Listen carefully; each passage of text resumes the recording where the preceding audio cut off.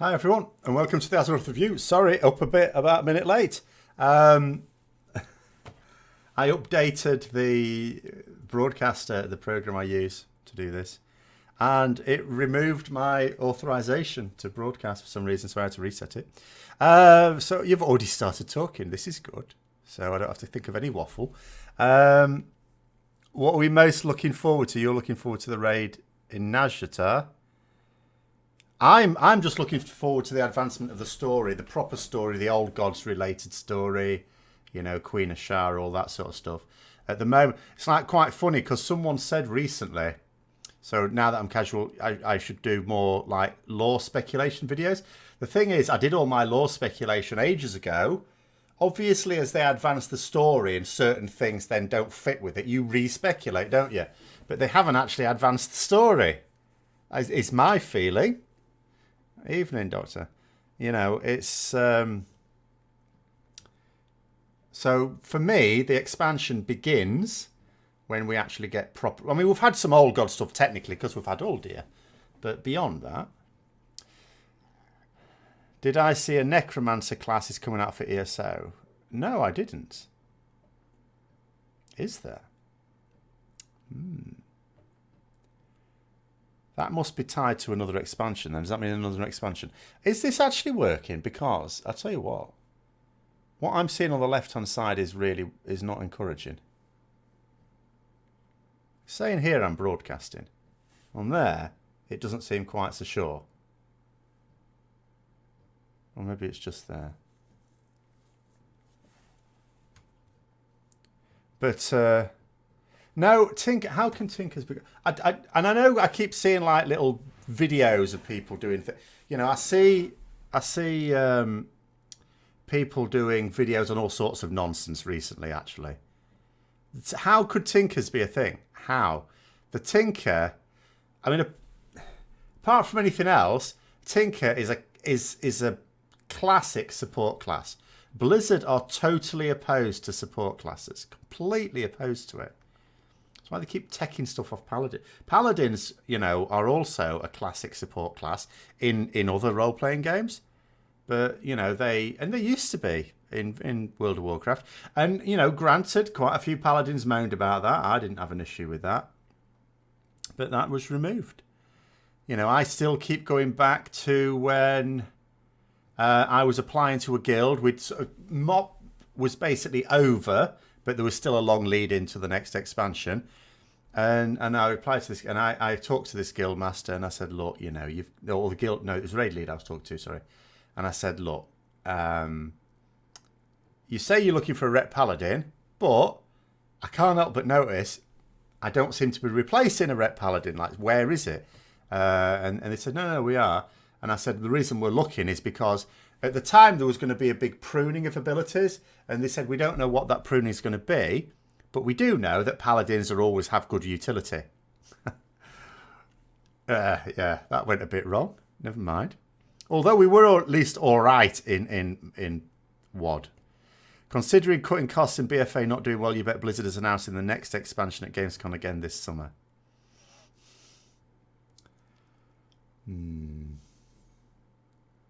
I mean, I don't know. I mean, there is cost cutting, because that's another thing. Do you know? I mean, we had this last week, didn't we? When people were making a fuss out of this CFO leaving, and now there's another one, and everyone's making a big fuss out of it. And it's the most ridiculous thing you could imagine, because a chief financial officer has got nothing to do with the business. They're the chief accountant. All they do is make sure that the executives know how much money the company is spending and making. That's it. They just make sure the books are balanced. They have no decision making in the business strategy. It's almost like saying, oh, we see the chief cleaner has left Blizzard. Oh, things are a complete disaster. You worry when top developers are leaving, which, you know, some are. You know, that's when you worry. You don't worry when someone in the admin block leaves. So the things that people are going on about at the moment are quite extraordinary. Really spectacularly extraordinary. But yeah, the fact of the matter is that there is cost cutting. You know, it's been reliably reported that for the first time ever, someone has gone in and said, we've got to cut costs.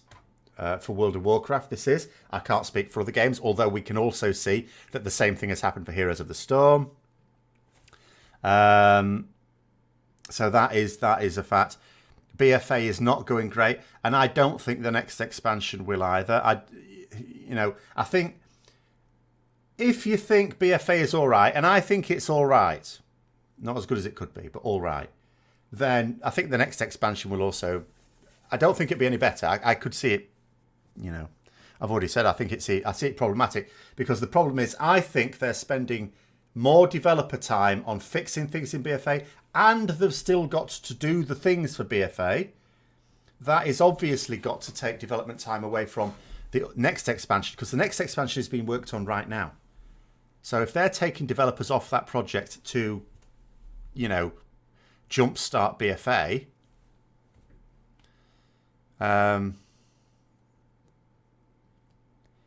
the CFO can have surprising amounts of influence outside of their area of expertise. Well, it'd be very different to the ones I've experienced then, because the ones I've experienced have no bloody influence at all. That might be a matter of personal charisma, but I really don't understand why anyone would get an accountant for whom it's not their job to basically suggest changes to the way a game is designed or marketed.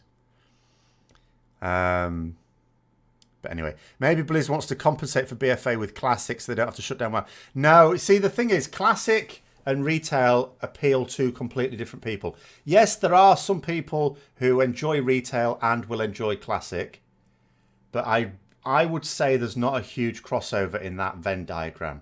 I really would, because it's a completely different game.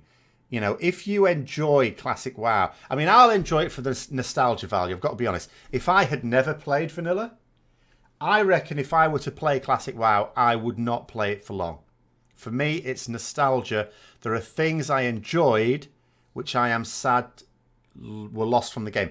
I mean, another way to put it, if they had never removed content from Vanilla, if they'd have never done the revamp, if they'd never removed Naxxramas, if all that sort of stuff, if the only thing that had changed were the class abilities, because obviously that changes every expansion, then I would be looking forward to WoW Classic less, because there wouldn't be that much in it. The game systems were not as good. Content, there was some nice content in it, which I'm sad has gone. But you're leveling an orc rogue whilst using heirlooms, but you keep forgetting not to use the chopper. You don't know why you're doing it bored. I guess you are, yes. I'm not sure. I can't understand a veteran player not using heirlooms. The leveling experience, although has now, I guess, been shortened. It's just that it's too samey.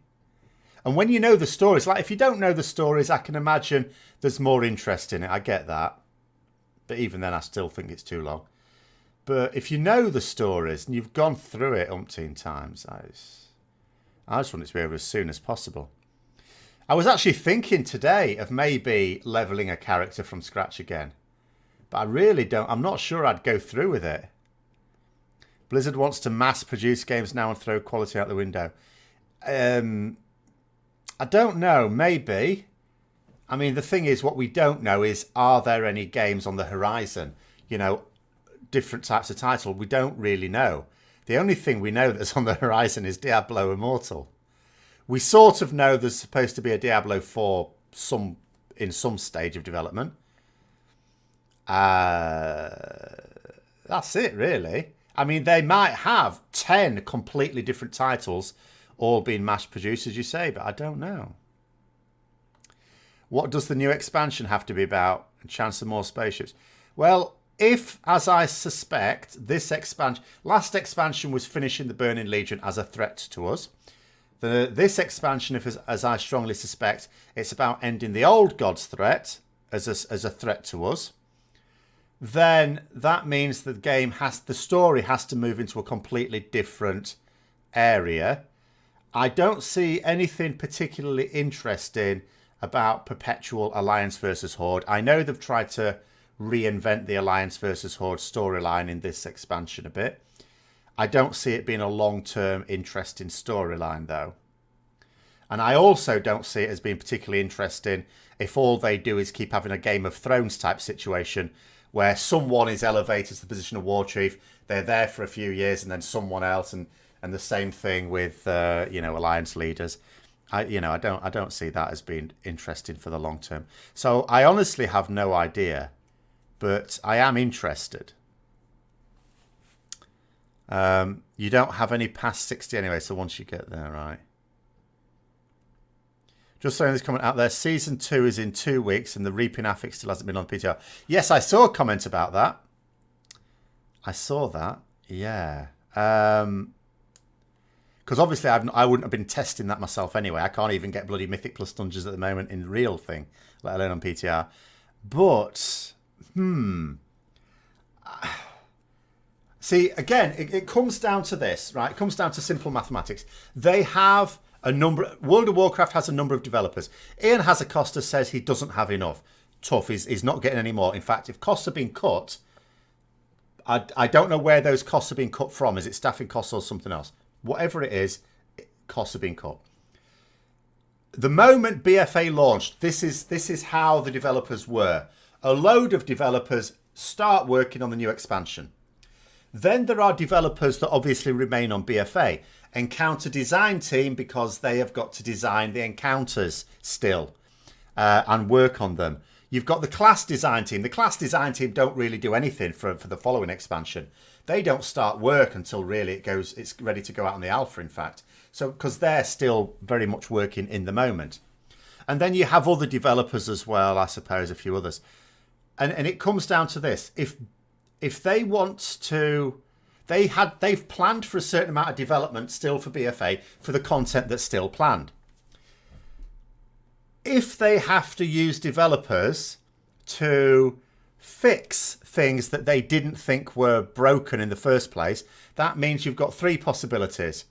1, you bring in developers that were working on the next expansion. That means the next expansion is now going to be behind. 2, you get the developers to work more quickly through their projects, which means a poorer job is done of it. Or 3, you axe content. None of those are good. None of them are good outcomes. But we are surely facing one of those 3 scenarios. But, and, it could well be that stuff not going out in the PTR when it should is symptomatic of the fact that they are super rushed, which sort of suggests to me that they haven't pulled people from the next expansion development, and maybe they're just heaping it on their current developers that were already planned to be on BFA while it was live, and they're heaping too much on them, which means that things will get forgotten, and if things don't work exactly as planned, as it frequently doesn't in any sort of engineering, game design included. But yeah, anyway. In terms of me feeling better, I am much better now. I can even drink from a bottle now. No sipping now. I still have to get a quite heroic amount of fluid into me, though. So, yeah, I mean, it wasn't ready at the start. It really doesn't look like a lot of things are ready even now.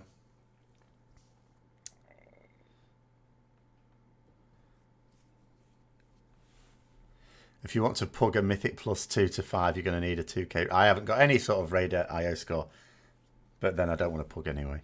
I'd rather just not do it, which is precisely what I've been doing. Warrior or Paladin is the wise choice for DPS nowadays. Well, the thing is, the Warrior has the Battle Shout. You will always want that in your raid. But Ret Paladins are fine. I mean, they were fine. The Ret Paladin class or spec was fine for DPS-wise during Uldir. The reason why it wasn't good for Uldir is because the fights weren't good for it. Now, that's not a criticism of the encounter design team. I'd still rather blame the class design team for that, because it's their fault that it's possible to design mechanics that screw over Rets. But that was the reason. For the next raid, I've not heard anyone say that any of the fights, which I'm not terribly familiar with, would be a particular problem for it. So I think Rets will be fine. But,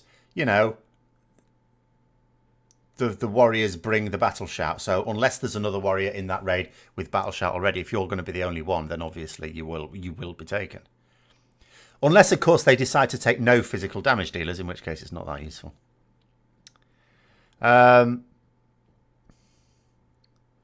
You love red, but most people have been saying it has the worst damage. No, that's absolute nonsense. Absolute nonsense.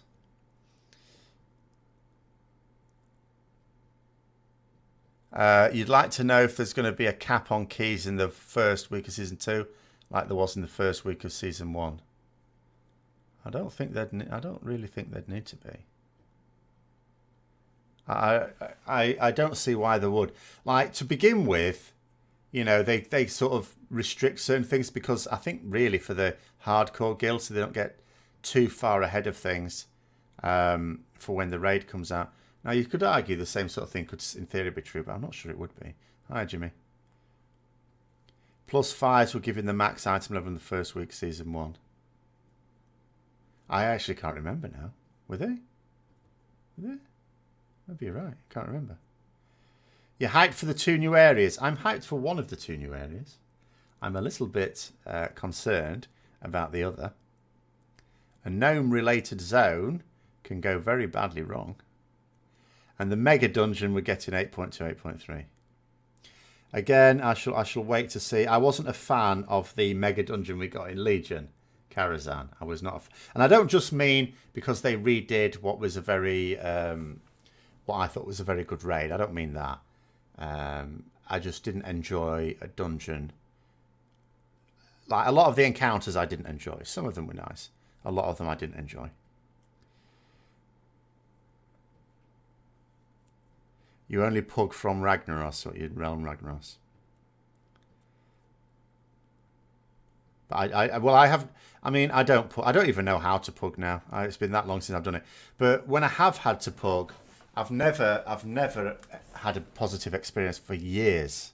Absolutely years. So I've completely turned off it now. Max eye level in first week of Season 1 Mythic Plus was 355, even if you did +10s. Okay. Fair enough then. I don't remember. I'm quite sure I didn't do a +10 in that first week though. In fact, I know I didn't. Carrot in Legion is your favourite 5-man they made in years. Yeah, what was it actually? What would have been my favourite? I mean, the one I saw the most of course, the same as everyone else, would have been more Souls, but I don't think that was my favourite. I did quite like Hall of Valor. That was quite a nice dungeon. Eye of Ashara, I was okay. I mean, you know, it was all right, but there were some bits of it I didn't like. Didn't like killing all those poor innocent Murlocs. Upper Karazhan was good, lower was horror. Yeah, even when they split it up, I would say the other way around for me. I didn't like either, really. I really didn't. But I preferred lower, I would say. I preferred more of the fights on lower. I can't think of a fight on upper that I enjoyed. A lot of people are quitting. It's unfortunate. You still love WoW, though. But it's not as good as Wrath. You do agree with that? See, yeah, I mean, I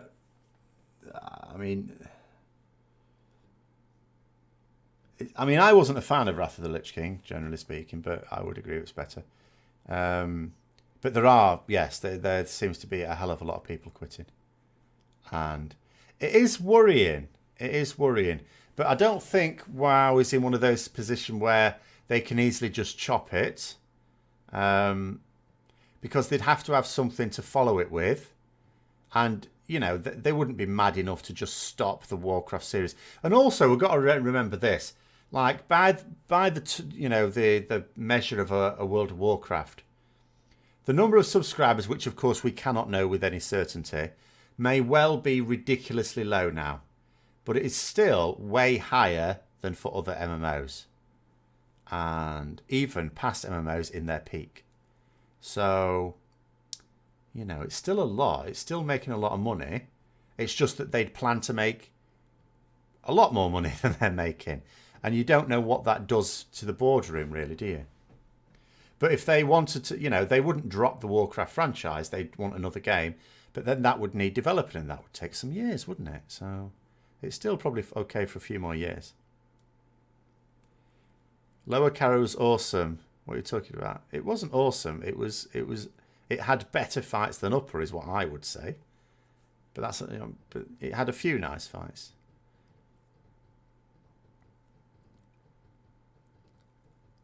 $60 million DPS on the audience, yes, please. No, that's just foolishness. I'm not interested in big numbers. I'm interested in clearing things quickly and efficiently. Or at least I used to be. Now I'm just interested in getting into these things. You're a sucker for classic WoW style dungeons. The dungeons were, you know, I mean, obviously there were negative things about them at the time. We must be careful not to look at it back with rose-tinted goggles. Obviously, trying to find a group was a hassle if you were in a guild. And even sometimes if you were in a guild, it depended on the guild. Getting yourself there and stuff like that. But the dungeons themselves could be enjoyable. And more importantly, they were enjoyable even in a pug. As long as the pug didn't have complete dicks in it, then it was even enjoyable in a pug. And most of them didn't. I would say most of my pugging experiences in WoW were positive. Which is why it's so disappointing now that they're almost exclusively negative when I do them now. Or not that I've done this expansion now, because I refuse. I've done one. So, you started in Burning Crusade, doing nothing useful beside Karazhan. But Karazhan was really popular. All the way through. I was still doing Karazhan, on alts of course, at the end of the expansion when I was clearing Sunwell Plateau. Like, it's a great raid guild. We'd clear Sunwell Plateau in a night or two. And then, you know, we'd get on alts and go and do Karazhan. You know, it was that enjoyable that people like us who'd been doing it and clearing it very early on were still happy to clear it every week after that. On other characters. But still, that the raid itself, was that appealing. You know, it was a spectacularly successful raid, Karazhan. What are my thoughts on Azerite requirements in 8.1, particularly in the new raid? Well, I think my attitude now is I agree with what Hakili suggested a long time ago, that there shouldn't be neck levels to unlock traits. What you should have is you get the traits, come what may, but every time you level your neck up, they get a bit more powerful, up to a cap. Okay, so the level of the neck should represent the cap for that trait, not what level you need to get it. I mean, I think they've improved the Azerite system. I do need to give Blizzard credit where it's due. I think they've made it a bit better, but I still don't think it's good. It's still not up to the bar of good. It's a bit like BFA in general. BFA, although, you know, and every now and then you'll get comments saying, oh, if you don't like it, why do you play it? I didn't say I don't like it. What I'm saying is I'm criticising certain things that should be better. But it's still above the bar of worth playing. But Azerite is below the bar of a good feature.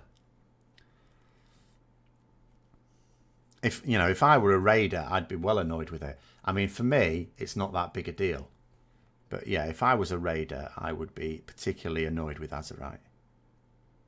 Big numbers equals clearing dungeons quickly and efficiently. Not if you pull more trash than you needed, it's not.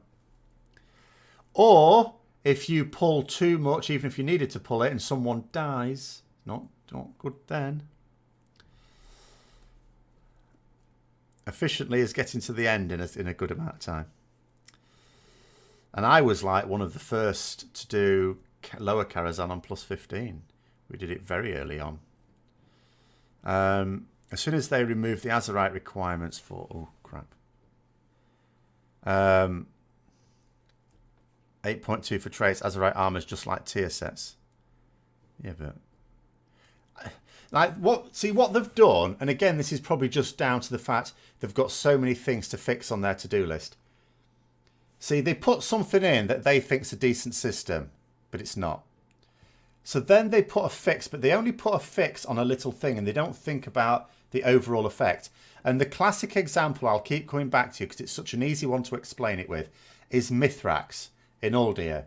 So with the bubble mechanic, that basically was a complete... It was not nice for anyone, but it was a proper arsehole for melee.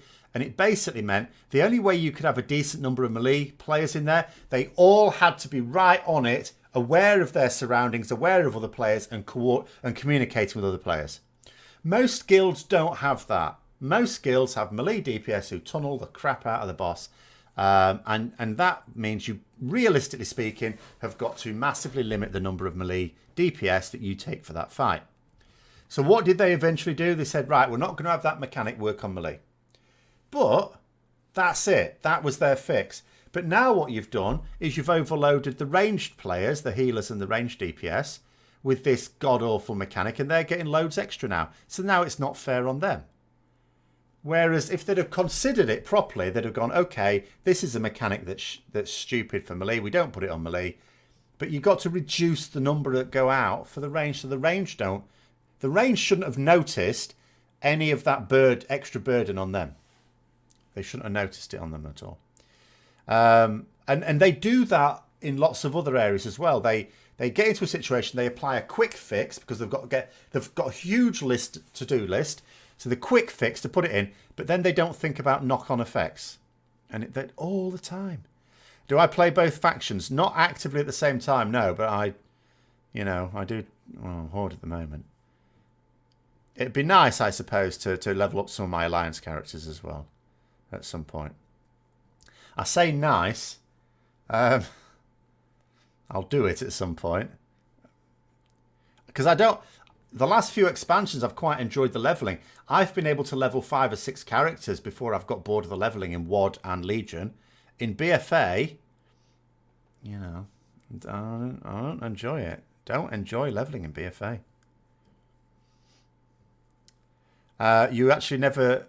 You never did a raid as a guild. You'd always just get drunk on your own, Mistweaver and Pug. Well, you don't just need a guild of equal skill. What you need is a guild of also, like-minded people that are going to enjoy at a certain level. You're not going to find a guild of equal skill, in all honesty. Like even Method have a range of skills within their guild, but you need to have enough mutual respect that you're not going to go shouting at someone who's actually doing their best. You only need to shout at the people who are not doing their best. But anyway, you killed Mithrax pre-nerf and you're right, we're limited to 5 melee and all 18 non-tank players had a signed spot in the room. Yeah. But the problem then, you see, assigning a spot, sure, the problem then is, at some point, that spot's going to have a bubble in it. So there's still got to be some adaptation, hasn't there? And that's where it goes wrong. I mean, even the most blinkered rogue can stand on an X. But as soon as that X has got a bubble on it and they've got to stand somewhere else, they've got to make sure they're not standing in someone else's X. And they don't. I'm not just blaming rogues, by the way. They did a quick fix because Hazakosta's got there on his GIMP enhancement shaman. It's not enhancement. I thought it was resto. Found out it'd be a burden. Even good enhancement shaman players were not really enjoying Uldir. So the next raid lockout after his guild got there, it was nerfed, yeah. Well, we used to joke about that, when we were going through Antorus. We were waiting for the final Argus nerfs. And we all kept joking, it'll not happen until Hazakostas' guild kills it. And sure enough, when his guild killed it, when he killed that boss, a couple of weeks later, nerfs came out. You must agree, you find levelling through BFA content to be rather painful. I think it's due to the relative lack of choice of questing zones. Grabbing a few levels through islands was good, though. Yeah, the thing is, you have to do the stories as well, though, don't you? Well, I suppose they've made it a bit easier with alts that you can go through the war campaign a bit better, but you still really ought to do the main quest lines, I think. Ian Shaman is resto. Yeah, I thought it was. Is there any information as when culture and humans will be available? Yeah. Hang on. Was there? Hang on. I think they said something. I can't remember now. They have said something, but it's now gone out of my head. Anyone? What did they say? 8.1.5. Thank you very much. I thought they'd announced it. So there you go. Imminently. In a few months. Yeah, I'm just trying to think when it might be. Maybe about March.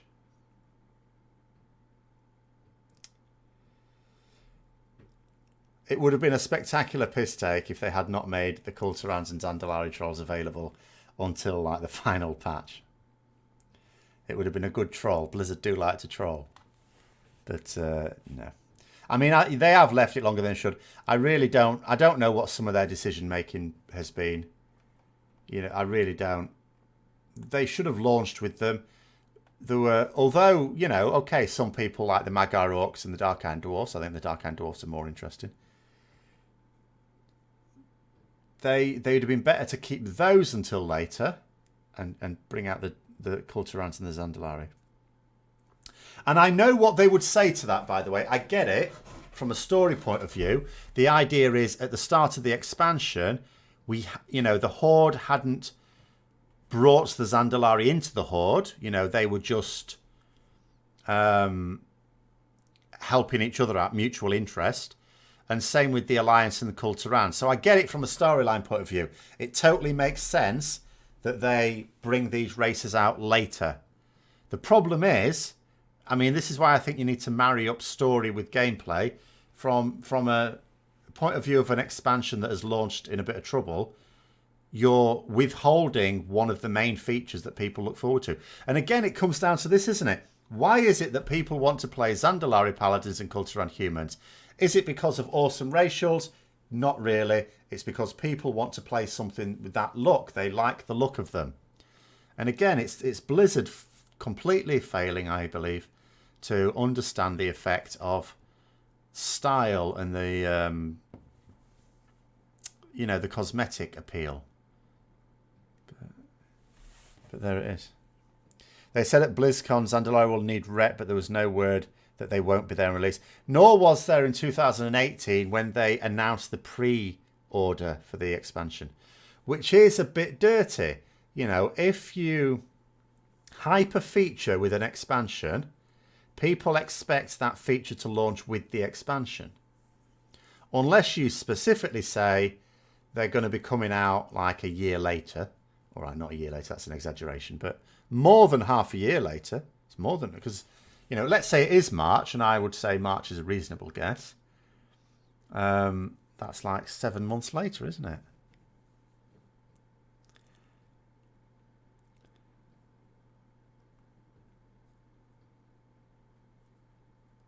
Your gut feeling is that Culturans and Zandalari were penned to be available early in the expansion. However, no, I honestly don't think they were. I really don't, because of the story. The story, remember, will have been worked out ages ago, before they announced Battle for Azeroth. The storyline for the whole expansion has been worked out a long time ago. And that storyline is of a slow merging of, like, rejoining, shall we say, of the Culturans to the Alliance and the joining of the Zandalari to the Horde. And obviously, I can totally get where they'd come from in terms of it wouldn't make sense for those to be playable races until those groups had actually joined that faction. So because of that, no, I think it was always their intention. But, you know, I just think... I think they should have made it clearer. But I also don't think they should have done the story like that. I don't think they should have arranged the story such that one of your most appealing features isn't available. Gahoon got nerfed again. Yeah, I noticed. Yeah, someone was saying. Another 5% HP. Would have helped me. I'd have had a head of the curve now if they'd done that a couple of weeks ago. I'm afraid I got into a heroic alt group. And I did not do well on Gahoon. I have to say, I did shit the bed. And we had a very low percent wipe. I felt very bad. But there you go. You spent $20 on a house and ESO this weekend. Spent a few hours decorating it. Well, yeah, I mean, some people go to extreme lengths to decorate it. And people would do that in WoW. That's the thing. That's what I don't get about them. People would absolutely play the game just for that. It bothers me that they refuse to put in a feature that wouldn't just be a side feature. It would be content that some people will pay their sub exclusively for.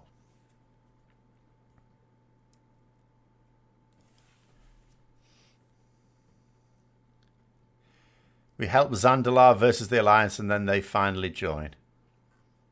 Well, they have.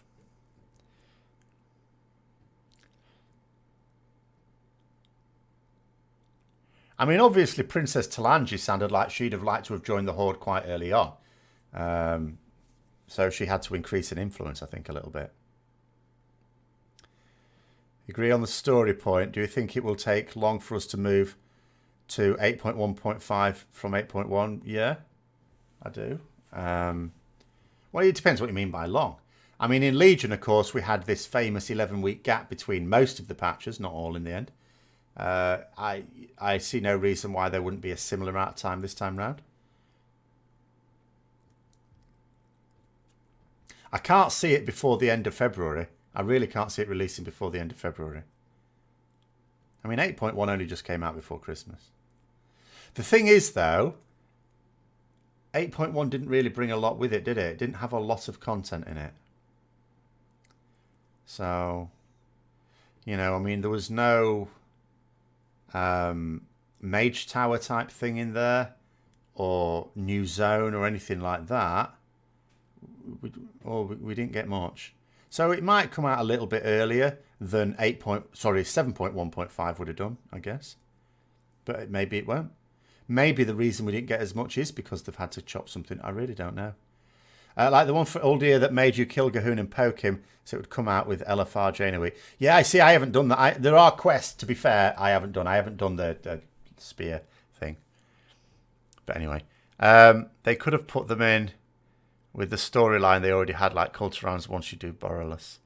Yes. Well, the thing is, of course, it was all this Culturans not very happy with the Alliance. Mostly not happy with Jaina, but anyway. Just make a profession for house building. No. What I would do, I would not make a profession for house building. I would make all professions be able to craft stuff for houses. That's how they do it in ESO. It works really well. Don't create a whole profession just for it. Let all professions be able to contribute something for it. That would be by far the best thing. There was a quest for Uldir. Yeah. There's always a quest for raids. The raids, remember, are very much, and they always have been, very much part of the main storyline in the game. They're the culmination of the major storyline. But you have to get I think you have to get your reps up, don't you? And I haven't. I've been lazy. I really ought to do more. I really ought to. I keep saying it, but I don't do it. But I will, maybe. They tried player housing with the Garrison. The Garrison was not player housing. If anyone at Blizzard genuinely thought that the Garrison was an attempt at player housing, then they were completely and utterly retarded. And I don't really believe they're retarded.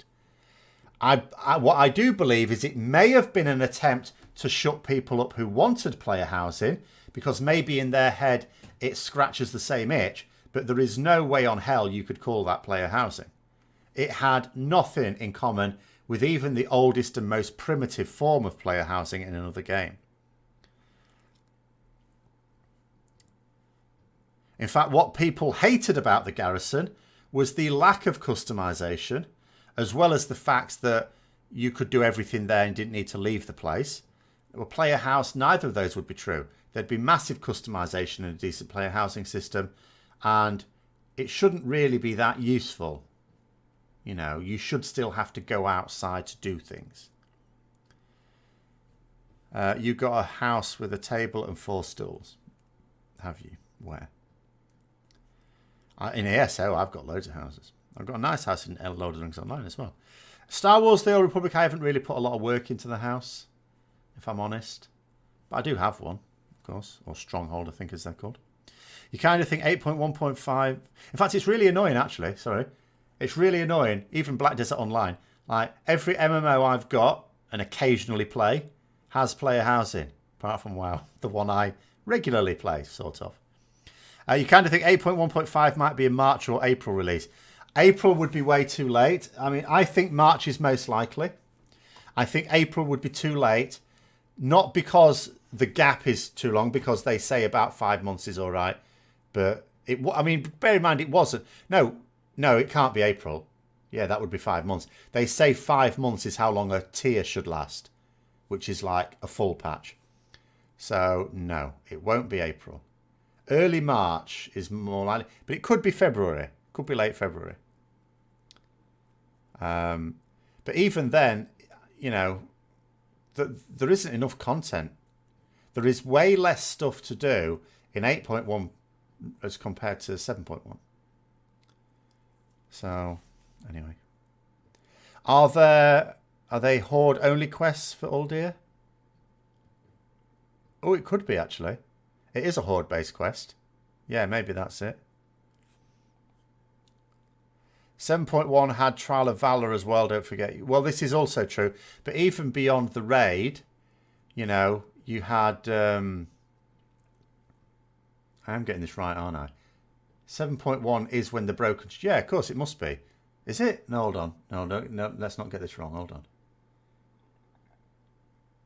What did 7.1... I might be getting this mixed up now. Evening. Yeah, hi, Danny. Can't remember now. But yeah, it did have a little raid. A little raid that wasn't initially planned, to be fair. Could you imagine that now? Yeah, so Legion brought out a raid, a 3-boss raid, that they didn't even plan. They just did it. They thought, oh, this is a good idea. We'll do this. 7.2 is broken. Sure, yeah, I was just thinking, actually, now that I was thinking about it. I was thinking that was Argus, but no, Argus is 7.3. Yeah, so Legion had this thing where they thought, oh yeah, we've got all this stuff we're bringing out for Legion. Oh, but we've got this idea for a raid. Should we do that? Yeah, let's do that. You can't imagine that in BFA. You know, they're probably wringing their hair trying to work out how they're going to even do the content they're planning to do for BFA. But yeah, no chance of extra things coming creeping in. Player housing should be like pet battles optional. Of course it should be optional. It would be a purely cosmetic thing. It should absolutely not give you any power benefit. But that's the thing. A lot of players aren't that interested in power benefits. I don't know why Blizzard keep feeding this. It's because it's useless. A power benefit is utterly useless. Like the gear I have now, all right, it's now going to make me... If I start doing Mythic Plus Dungeons again, I'm going to struggle to do anything decent level, of course. Because it's fallen behind because I've not been doing them. Not been able to get grouped. But...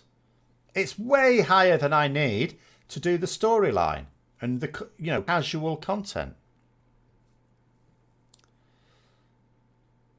WoW lacks a lot of personal customization for not only the character models but the environment as well. Yeah, I mean that's the thing that also does my head in. The restrictions they place on character models, and it makes no sense. Their arguments make zero sense. So you have on the one hand, you know. We say, why shouldn't my character be able to transmog any gear I've got in my wardrobe, regardless of armor type? Why should it have to be that armor type? And they say, well, your character should have a certain silhouette. But then in the same breath, when Ian Kazakostas was saying that, he was pointing out the fact that heritage armor, I mean, that's racial armor. You can wear that whatever class you are. So that he invalidated his own argument. Absolute nonsense. It's crazy. So it makes no, you know, they deliberately put restrictions on what you can look like, which is madness. It already has fewer customization options just for your character, never mind their gear, how it looks, and then to artificially add them on to the gear as well. Oh, it's all mad. It's maddening. You know, you just want to shake them. Grab them by the lapels and shake some sense into them. You remember leaving WoW during Nighthold Mythic progression with item level 905. 905, that was Mythic Night. Was that Mythic Nighthold? Can't remember. I think it... Oh, no, hold on. I can't remember. I can't remember item levels anymore. And coming... No, you can't mean 905. Can you? Or maybe you can. And coming back for end of 8.3 and all of a sudden your mythic gear is not even as good as LFR, the current tier. Yeah, well, I mean, going back further, I remember when I sort of quit the game. Well, I did quit the game. You know, I wasn't happy with the start of Wrath of the Lich King. I thought it was terrible. So I quit. And then what happened was, and I had the best gear because this was just before Ulduar was coming out. I obviously didn't know Ulduar was going to be good. And I came back to the game purely casually. And so I had the best gear in the game from Nax. But now ICC was just coming out. My gear was shit. Even by the level of standard of a casual player, it was crap. Whereas if you go back to vanilla, if you had the best gear from Molten Core, but then you quit the game and came back during Nax, you'd be way behind the top raiders, of course, but you'd still have really good gear by the bog standard average casual player.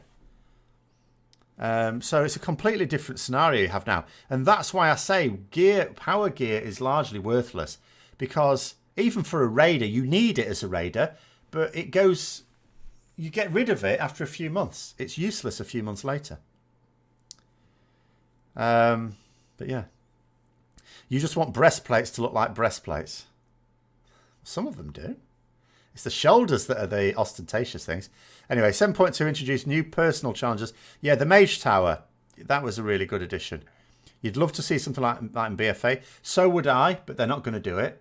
They won't do it. I know, because they said they're not going to, and they're certainly not going to add it in. They might wish they'd added it in, but I think they don't have the time to create new stuff that they haven't planned. And I'm 98% certain they hadn't planned for anything like that. Working towards completing those challenges kept you occupied for nearly a year. And other people as well. I know there were people who did it on all 36 specs, which is impressive. But also a huge time sink when you think of it. Players want power progression through gear upgrades. Player housing has to provide power progression to incentivize player housing. No, it doesn't need power progression. People go absolutely insane. The most positive content... the most positive reviews for content in this game right now are always for things that reward cosmetic gear. People go mad for customizing. There's a strong artistic side to a lot of role-playing gamers. Player housing can have no power to it whatsoever. It's just something that's cosmetic, and that you can spend a lot of time getting unique or very rare types furnishings and things like that, and people will put a shitload of time into it. Just think how many people would roll different armor types just to collect more gear if they actually unlock transmog with armor type. Well, also think how many more people would go back and do the old raids and stuff like that, which some do for the armor type they can transmog. It opens up a whole new range. And also, it's just more engaging. The fact that you can make your character look like you want is more engaging. As opposed to picking a set that looks all right, but you're not that keen on. You're going to call it now, much as most of you all hate it, WoW comes out on consoles in 2020. I have no doubt that, not WoW, I have no doubt that the next Warcraft game will either be a console or a mobile game. I've no doubt about that at all. If it's a console game, there's some hope, because then there'll at least be a PC version. Could you imagine at BlizzCon? Could you imagine the reception? If we don't need to imagine it too much, we've already seen it in a lower key. If they actually dared to announce at BlizzCon a new Warcraft game, I can imagine. Without saying anything, they'll announce there's going to be a new Warcraft game, a new game in the Warcraft series, and I'll bet you every single person in that audience will be thinking to yourself, if you say it's for mobile, I'm actually going to chuck my mobile at you. And you'd have like 200 people hurling mobiles at the stage. And all you'd need to do, they wouldn't even need to tell you, all you'd need to do is look at the person who's giving the presentation. And if they're sweating profusely, you know they're going to say it's a mobile game. And they drew the short straw. But yeah, I have zero doubt that in fact, I'm going to say any game they release from now in, not expansions, but games, are definitely going to either be console or mobile. Definitely. I do not believe they will ever bring out another PC-only game. Just look at how few people played challenge mode dungeons in MOP. No one did them without the power progression. No, challenge modes was completely different. Because challenge mode was challenging. That's what I mean. It's not casual gaming. Cosmetic rewards for casual gaming is what's required. When you have casual content that rewards cosmetic rewards, people go mad for it. Absolutely mad for it. Power progression for the guys that actually need it. Power progression should be for the challenging content. That's what it should be for. And that is the people who need it. Casual doesn't need any of the items past 350. No, that's quite right. I mean, I was just thinking today, you know, I was looking at MMO Champion. It's talking about the world boss that's out this week. And, you know, you look at the loot table, 355 gear. I'm thinking, no, that's no good to me, is it? But, of course, that's because I am over-geared for what I'm doing.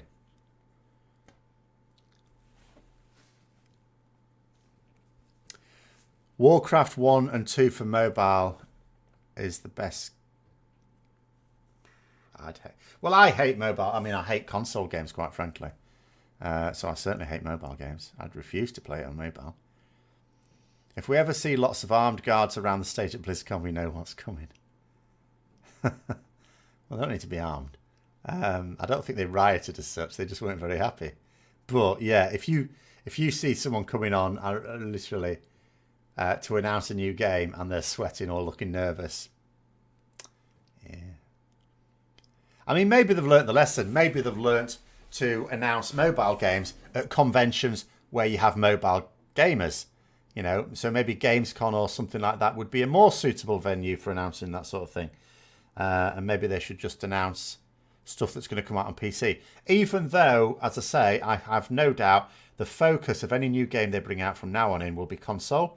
And the PC will be an adaptation. I think it'll be a case of designing a console game and doing a PC adaptation as opposed to a PC game with a console adaptation.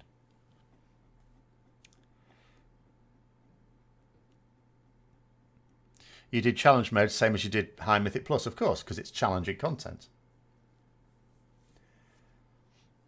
MOP challenge mode and WoD challenge mode gave you so much fun. I mean, you could you can sort of tell as well. You look at how many people bought runs through for challenge mode because there were cosmetic rewards. You know, you have some people buying themselves a plus 10 key or something like that for Mythic Plus, but it was a much more lucrative thing. You know, there were more people wanting to be boosted through for the challenge mode that were casual players. I mean, what's a casual player going to do with like a chest each week? Whereas for that, you had to boost them through once they got all their nice transmog and their mount. But I didn't do them at all.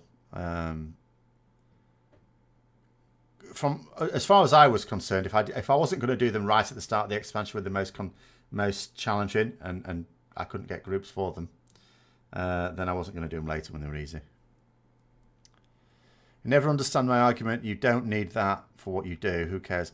Others have why. Limit person A because person B needs to feel special to play in ours. No, but it's not a case of whether they need it or not. We're not saying they shouldn't have it. What we're saying is they don't need it and they don't want it. Most players don't want it. They don't do the content that provides it because they're not that bothered. You can see it, and it's not a hypothetical situation. You can see it in other games. Most players do a lot of content where you get to customize your character in some way, and that includes their home.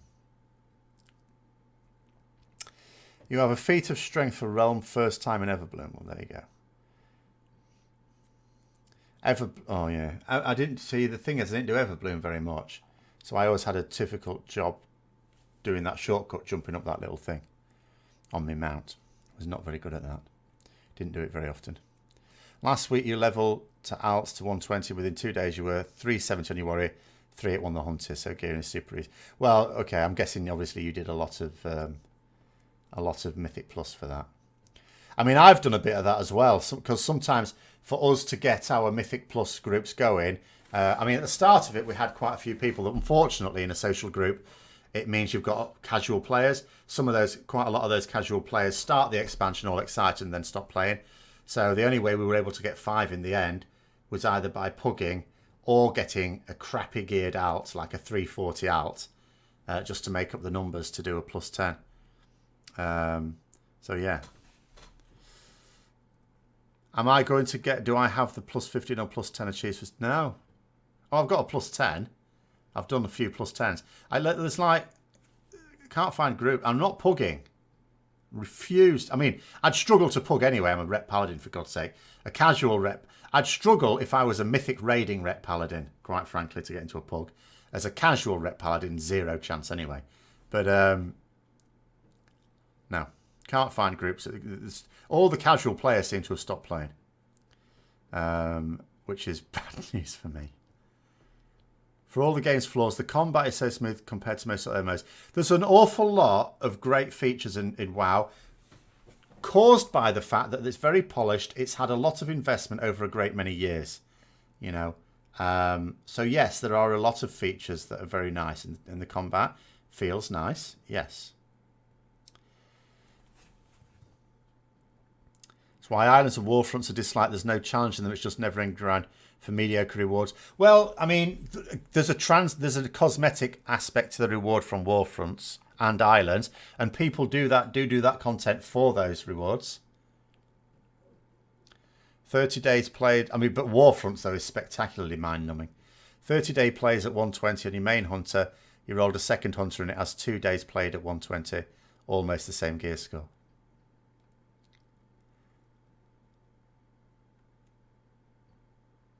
Yeah. Well, actually, that's the thing. I did actually get an upgrade from a Warfront a couple of days ago. Got a little Warforged cloak, I think it was, or something. Oh, and mounts. God, you would trade to be able to unlock 400 plus mounts in ESO. I don't have many mounts at all. I don't have many mounts in WoW, actually. I can't remember how many I've got. It's not very many. There's a feat of strength for plus 10. No, I haven't even done all dungeons on Mythic Plus, I don't think. I certainly haven't done them on plus 10. No. Oh, you're from the outback in Australia, Gordon Bennett. Must be hot there, mustn't it, at the moment? What's been talked about today so far? Rewarding. What sort of rewards to give to people?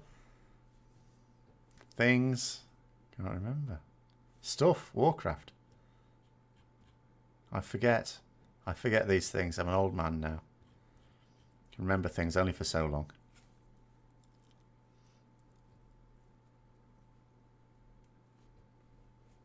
Yes, I can imagine. It is absolute. I mean, I can't do with the heat here sometimes. But yes, in the middle of basically a desert in summer. The depths of summer as well. And you don't even have the cricket to console you. Oh. So, We busted the aircon. We used to have this weird situation. This is like typical Britain. This was quite a while ago on what were called British rail trains. And they had air conditioning on them. But they would stop working when it got too hot. Will I ever come back to Mythic Raiding? I mean, I'm not planning on it. At the moment, it's. I mean, there's two aspects of it. You can never say never. But if I think about it like rationally, one, the reason I had to quit was not because I got sick of it. It's because I do not have the time with work. That has not eased up. And I do not anticipate it easing up anytime soon. Certainly not for the duration of this expansion. So you could imagine possibly in a couple of years' time, maybe it would ease up. I don't believe it will. Because the problem is that funding is being cut more and more in colleges in this country. And that basically means that, the staff who remain, you get a smaller and smaller body of staff. You need to do more and more work. And it just gets a bit silly. But then there's the other aspect of it. So let's say, it did ease up and I could go back to it. Would I want to? Because I sort of felt because I thought I'd miss it like terribly.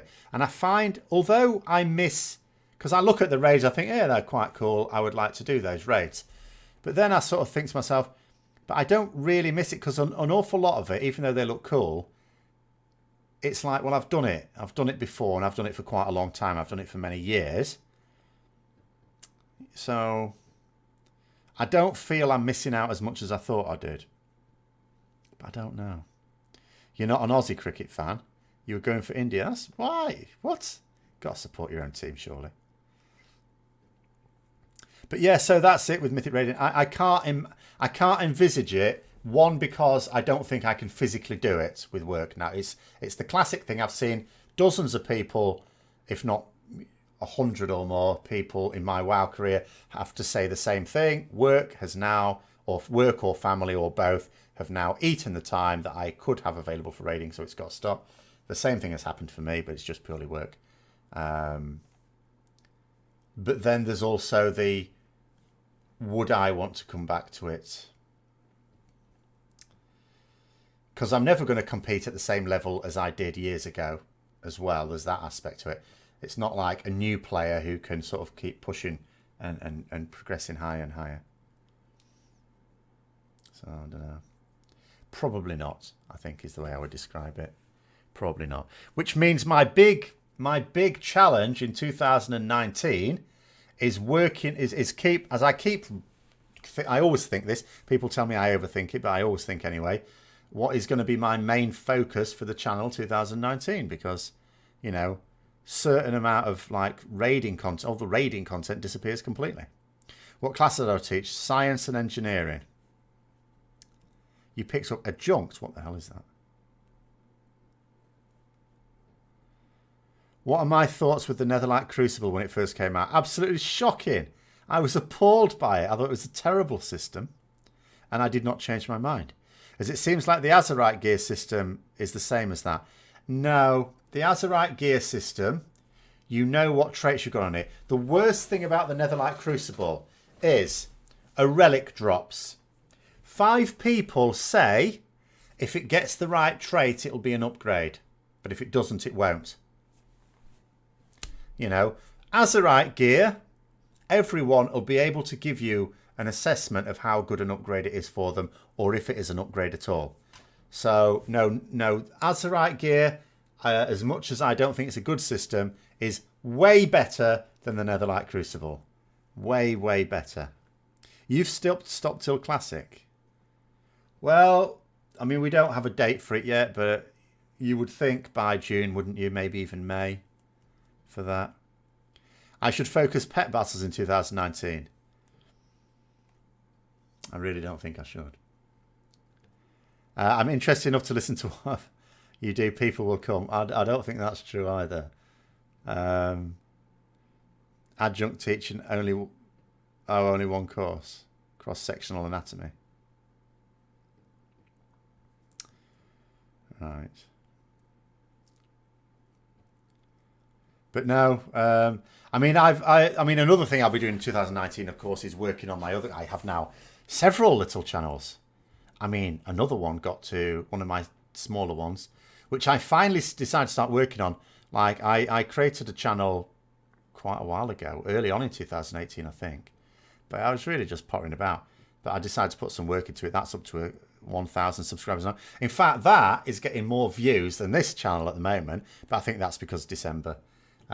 So not only do I get fewer views in December anyway, and really halfway through January, but because of that and because I've learnt that, I didn't bring out loads of videos either. Plus I was getting ready for surgery. So it was all like a trifactor of reasons for that. Hopefully it'll go up again by the end of January. But yes, 20, what's 20 about? Hang on, have I missed something?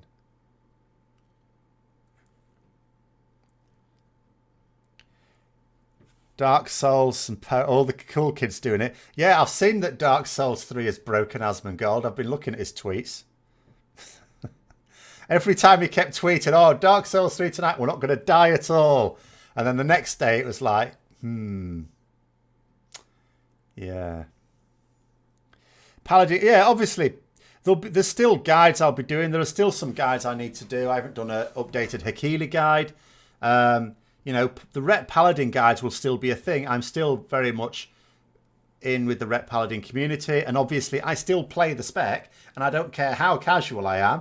I want to play it well. So I still, you know, I put the same amount of effort into learning how to play it as I did before. I just have less practice. And also, I'm not familiar with the raid fights. So I can't help people analyze their performance on specific raid fights. Although, as luck would have it, the Hammer of Wrath team are doing that themselves in their own stream. So, you know, I don't need to do that anymore because other people are now doing that, which is nice. More Warhammer stuff. I would absolutely love to do more Warhammer stuff.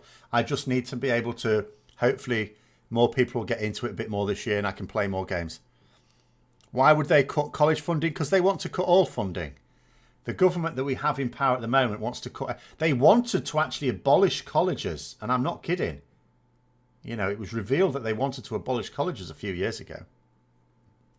Do you guys have enough engineers and scientists? No. We have a desperate, desperate shortage of engineers. And I mean desperate. But, you know, there you go. It's their closed vanilla... What do you mean, closed vanilla alpha? Oh, for devs only. What good's that? Where are you reading? How do we even know if it's closed alpha? Anyway, no interest. What they need, they should really have some public testing of it. Make a guide on a level 110 to 111 paladin twink. Might be interesting. No, not interested in twinks.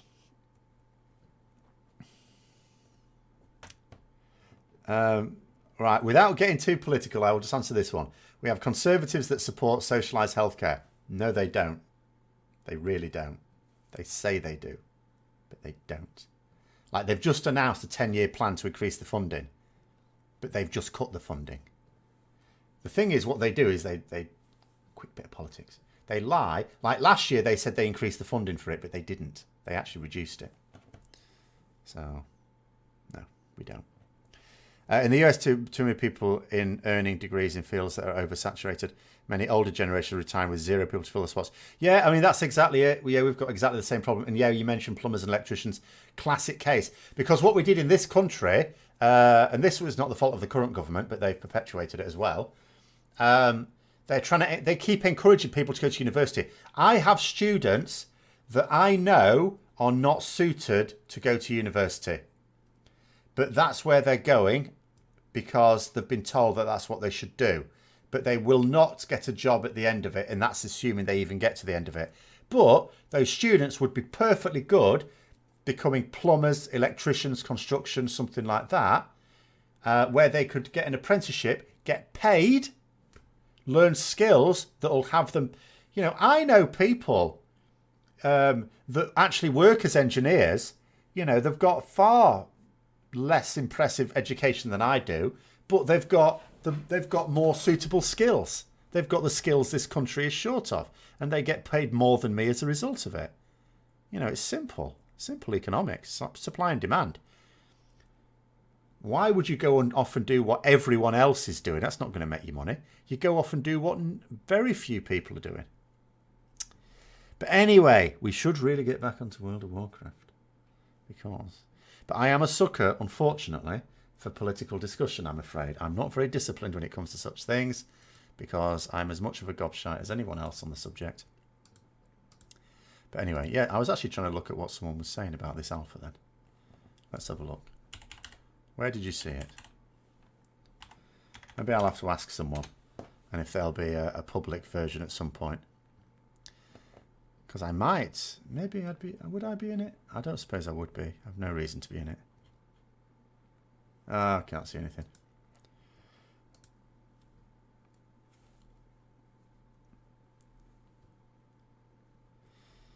But yeah.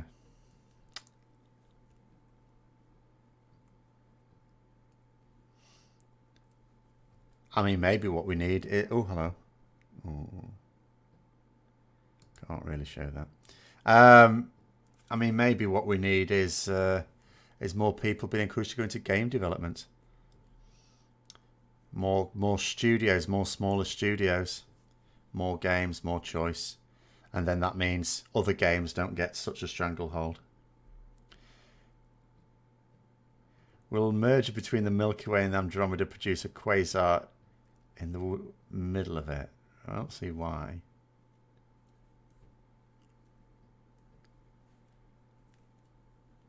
I mean, not all galaxies collide full on anyway.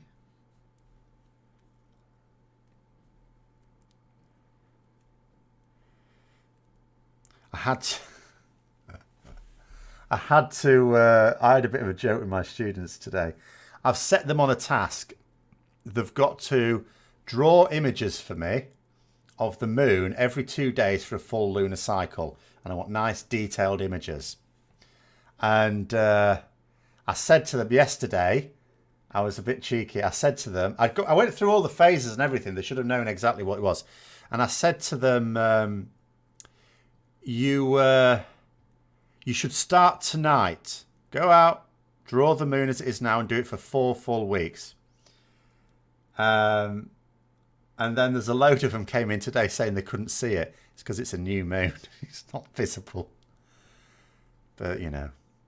So I was sort of saying to them, what you need to do is you need to get an app then, don't you? Get a free app on your phone that'll tell you where all these celestial objects are. It'll point you in the right direction so you'll be able to find it easily.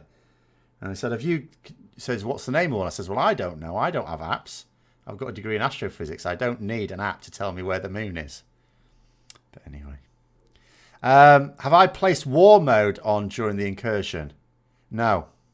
Since 8.1, you die between 5 and 9 times an incursion as Horde. Absolutely have it. I have no interest in PvP in this game. It has zero appeal to me. I do not like it. If I want to, especially now I'm a casual player, there's no even rewards that are worth it for me. If I fancy doing some PvP, I'll go and play it in a game there I enjoy it. I'll go and load Elder Scrolls Online instead. Mind linking my other channels somewhere? You might not like all of them. I can tell you the names of them. It's quite easy. Thete Wargaming is my Warhammer channel. A Different Bias is my political channel. That's the one that's just got to 1,000 subs. But actually, again, this is fun, right? So YouTube changed things a bit ago, which I was very much in favour of, because it's a good idea. Because obviously they got into a load of shit about people making money off videos that were really not suitable. So they brought this thing in to create a channel and get it monetized. Which, I mean, I suppose way back when you used to have to apply, but then they changed it so anyone could do it. So then they've stopped that. So now what you've got to do to have a monetized channel is you've got to have 1,000 subscribers. You've also got to have 4,000 views in the last year. But if you've got 1,000 subscribers and you haven't got 4,000 views, something's wrong. So in theory now, mine can be monetized, but it's got to be reviewed. And this can take like a month. So, but anyway, so that's called A Different Bias. And then I've got Dietetic Diaries, which is my weight loss surgery one, where this weekend I should be able to put my very first cooking video on, because I'm cooking a proper meal this weekend, fisherman's pie. Because I will no longer be on the pureed thing, or at least I hope I won't. You obviously have to try these things out and see how it goes. But I managed to eat my tea quite well today. I was all right with it. So I'm hoping that'll be fine. What? Oh, it just said chat disconnected. Please wait while we try and reconnect you. Successfully connected. Hang on, let me just put a test in here. Something is going very strangely wrong. Glad to hear I'm on the mend. Absolutely, yeah, it's all going fine now. The wounds, I mean, this time last week, obviously I was probably talking about 2 wounds that weren't really healing. They're healing now. They've scabbed over. I'm still keeping dressings on them, though, because I don't like the thought of catching them on something. I really don't want any messing about. I want them mended, you know, as quickly as possible. I've got an appointment with the surgeon on the 19th of February. I'm hoping he'll be able to tell me by then that, yeah, I can go off and do proper exercise then. And then I can do some, like, exercise, I guess. Some strength training especially, because I'm losing focus at the moment. Come back. There we go. Bloody camera. But I'm losing loads of muscle at the moment. Even though I am getting enough protein. Just not enough exercise. because I can't lift. Not allowed. But yes. Anyway, sorry, wait, I forgot where it was. For my channel, you think the weekly show is great. Yes, I enjoy these discussions. Blizzard-related topics. I mean, the easy things to talk are... easy things are obviously this discussion, which occasionally stays on target. Did last week, not so much this week. It seems to vary.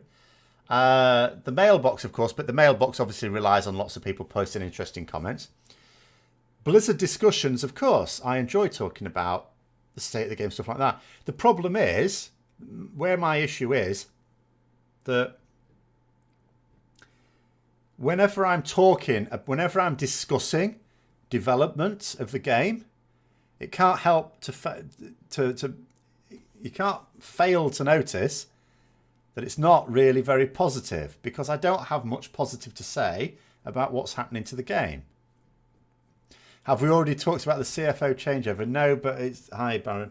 It's surely a complete... we talked about it briefly at the start when I basically headed it off at the pass by sort of suggesting I don't really see what the interest is in discussing the comings and goings of an accountant. I likened it to, discussing a cleaner, like the head cleaner of Blizzard leaving. I really don't see how it impacts game design. And if it doesn't impact game design, it's of no interest to me, and I really don't believe it's of interest to other players. Admin staff, or, anything like that. I mean, what we're going to get next? Maureen from the canteen has left. Oh, disaster. No more jacket potatoes. Netflix. Yeah, well, the first one went to Netflix. I don't know anything about the second one. The one that was specifically at Blizzard. I know nothing about him or her. I don't care. They handle the books. Great, fine. If they've gone somewhere else, no problem. If they haven't, if they were just sacked, again, it's not a game development issue. Nothing to do with games development. So I really don't know why people are jumping on this. Seriously. In fact, I'm going to have a quick look here. What are the sort of things? 'Cause I've been looking at a quite extraordinary range of videos that people have been putting out, that Warcraft-related videos. I'm not going to be able to find them. It's not going to be my feed now, is it, after all this?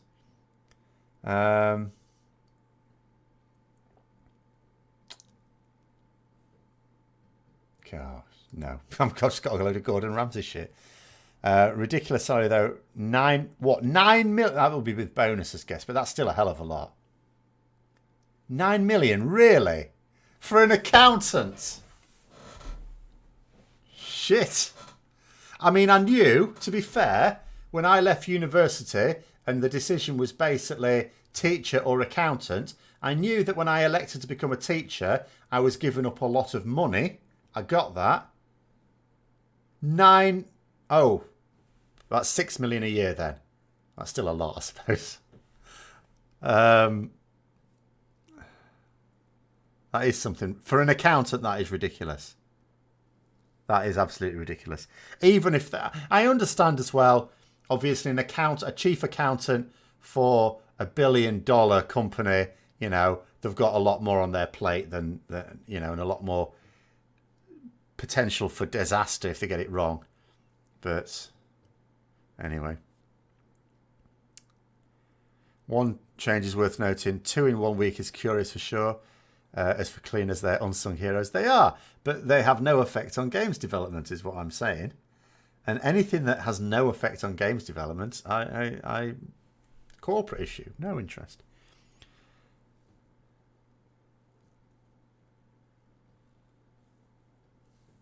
But,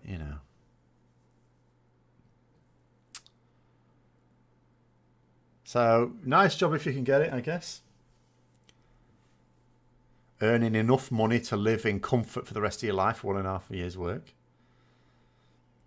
I mean, I suppose there was a bit of work to be done for landing the job, I guess. I mean, chartered accountants usually have quite a lot of training to do. I'm assuming it would be a chartered accountant. The reason why people are going on about the CFO leaving was it was the CFO that Activision hired to curb the spending on projects that were bleeding money. But even so, that attitude won't have changed, will it? That person's just gone to work somewhere else. They won't have been upset with them because they've done that. And also, even then, it wouldn't have been their decision. What the CFO will have done is they'd have come up with a plan and shown that to the executives. The executives will have been the ones who yay or nayed it. So it's not like they can go, oh, we brought you in, you did this thing and it was a disaster. Their job is to just deal with the books. Sure, they can advise on where costs might be cut.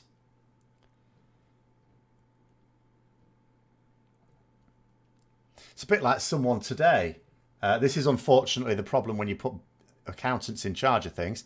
It's the old saying, isn't it? Know the price of everything but the value of nothing.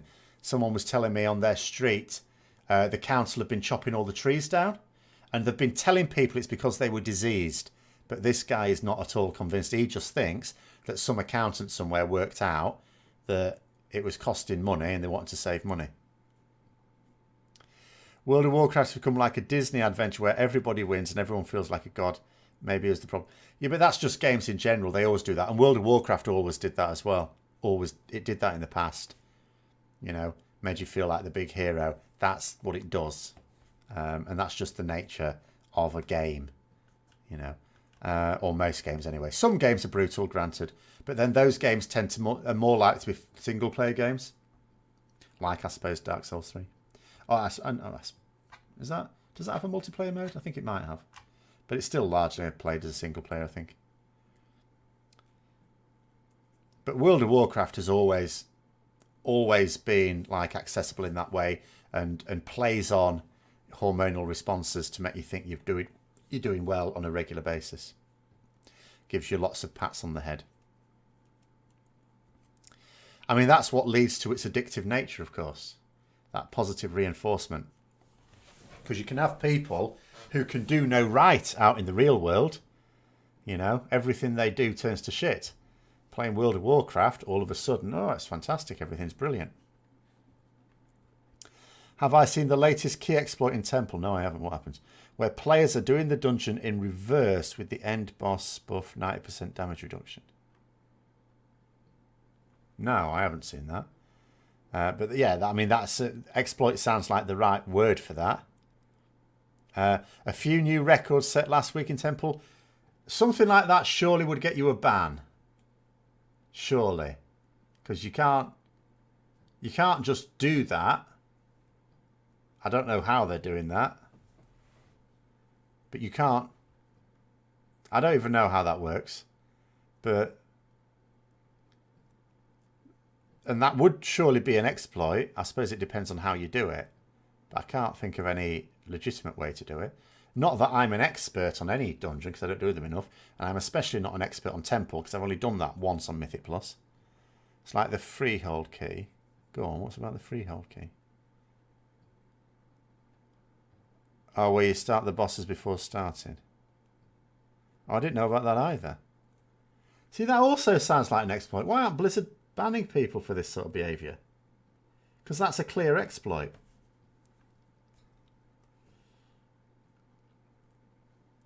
I wouldn't even be aware that would work. The only sneaky trick I know in Freehold is taking a rogue with you to stealth past the starting trash. You do part of the dungeon in Mythic Noughts before you put the key in.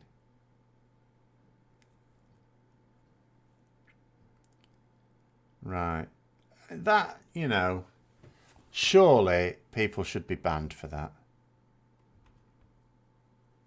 I mean, really, I don't understand why the dungeon... I mean, I get that, there's also a design issue there, that it's even possible. But it's also a deliberate thing to do. I mean, I wouldn't risk it myself, because you never know. At some point, the ban hammer probably will, or may well come. It should come. They've banned people for less than that.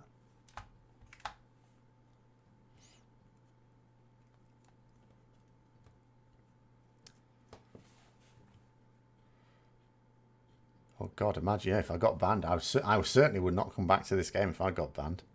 One of the biggest draws is my character with shitloads of years of stuff on it. And template lets you walk to the end and do the last boss first. How do you walk to the end? There's like gates in the way of everything. I don't understand how you walk to the end.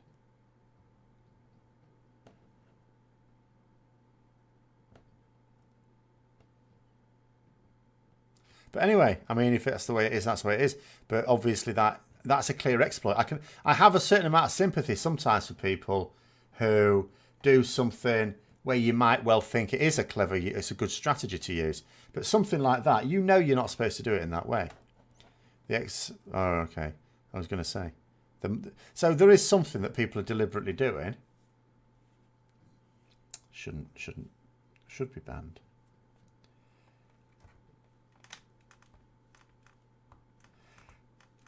I would almost joke that maybe Blizzard daren't ban any players because they've already lost enough subs, but they have banned players recently for something else, haven't they? Can't remember what now. But there have been bans recently.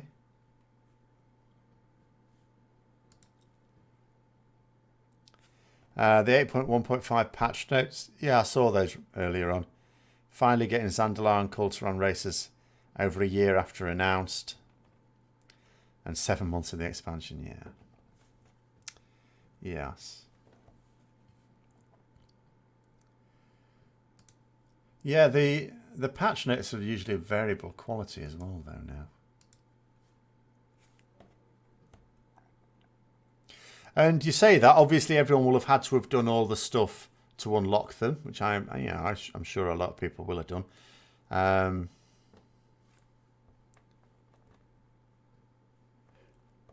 I'm guessing the rep needed is not Zandalari rep, because I got exalted in that in vanilla. I'm guessing it's the actual one for BFA. Wouldn't it be amusing, though, if getting Zandalari, like the vanilla Zandalari rep at exalted, which is still on my thing, was enough? You have to clear up to the Snake Eyes door, open it in Mythic Naught, then put the key in and the barriers are all gone. Then get to the last boss ASAP. Then go backwards and pull everything into the other bosses. Yeah, dirty. Can't. Yes. I really don't. I don't get how Blizzard wouldn't be onto that. I mean, if you know about it, surely Blizzard know about it. I had no idea there were so many naughty people with all these exploits, though.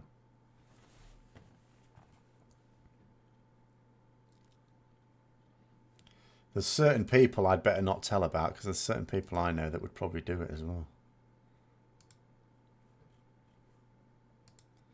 Especially if they see that people aren't being banned for it, but of course you never know. It could just be on a to-do list.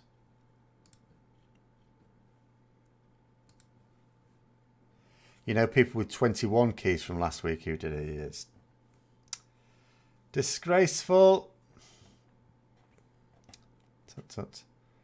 I'm guessing they haven't uploaded their exploits on YouTube. Because that'd be like those kids who nicked that bus last week. Some kids who nicked a bus in this country last week and took it for a joyride, but they filmed themselves doing it. It's always good fun when criminals basically provide their own evidence. People were double chesting 19s with it.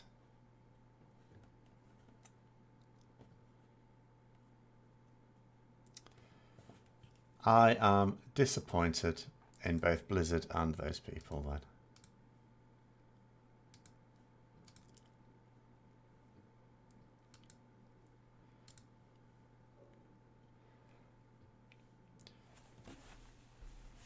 How disappointing.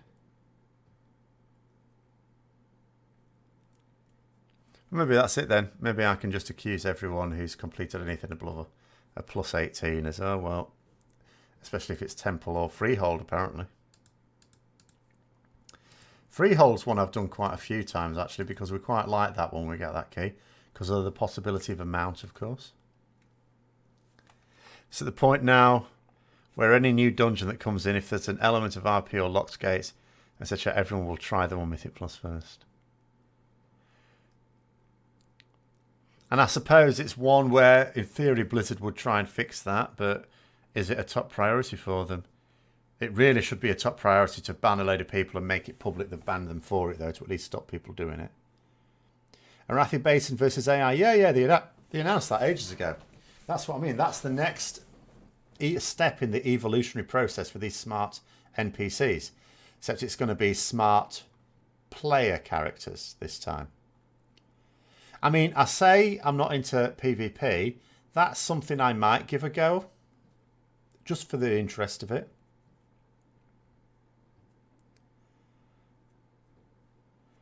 Oh, they have fixed the freehold thing, have they? 2 months to fix it. Well, there you go. They've obviously got a really small team on it. If they're having to go through dungeon by dungeon. I mean, it's a bit strange. I would have thought when you're coding these things... I don't know anything about coding, of course. But I would have thought it would have been a fairly obvious thing that when you switch between dungeon modes, say Mythic Norton to actual Mythic Plus, that it resets the dungeon. I don't understand how it's not the case that when you put a key in, it refreshes the whole dungeon. Don't get that.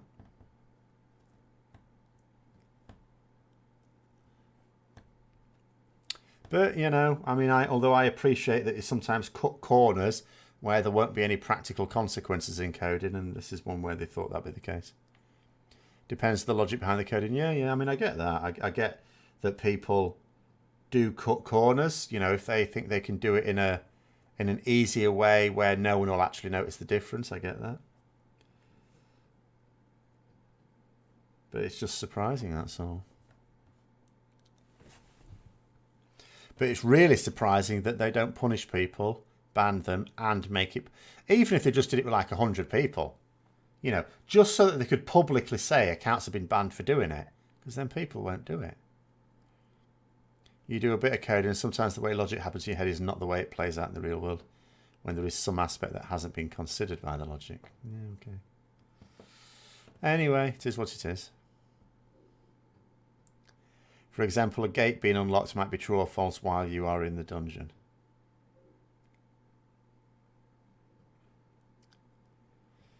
Oh, I will. Thank you very much. If Pet Battles Mobile come out, how many would play?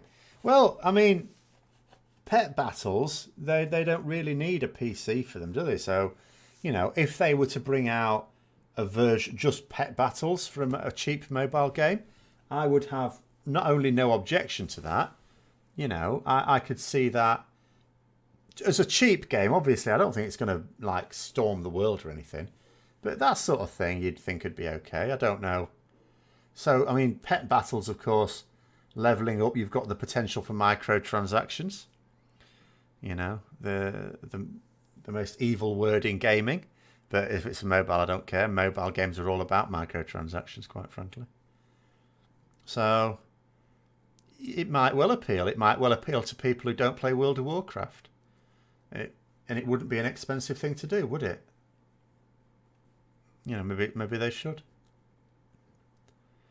Because, of course, we've got... it's not just Pet Battles, is it? We have Pet Battle Dungeons in the game as well. You know, they could expand that. That could be part of it as well. I can see scope for it as a mobile game. You don't think it'll do well? You already have Pokemon. Well, you know, yeah, of course. I mean, that's... but you can't just not bring out a game because it's not totally original. It might appeal to some people. Especially if it has features. I mean, does Pokemon have dungeons, for example, in it? Do you do dungeons with Pokemon? I mean, maybe you do. I don't know. I know nothing about Pokemon. Other than that everyone got pissed off when Pikachu's live-action version was fuzzy. The Pokemon Go fad lasted all of 3 months. No, I think it's... I mean, in terms of when it was majorly hyped, maybe, but that's all games, isn't it? I think after the first few people died playing it, maybe that put a bit of a downer on it. Could Pet Battle Mobile maybe fund the next WoW expansion? I don't see it making a bucket load of money. I could see it being worthwhile, you know, making enough money to make it worth it. I don't see it being a top mobile game. But I don't know. I'm not a good judge of these things because I don't play mobile games and I don't play Pet Battles or Pokemon or any sort of similar games.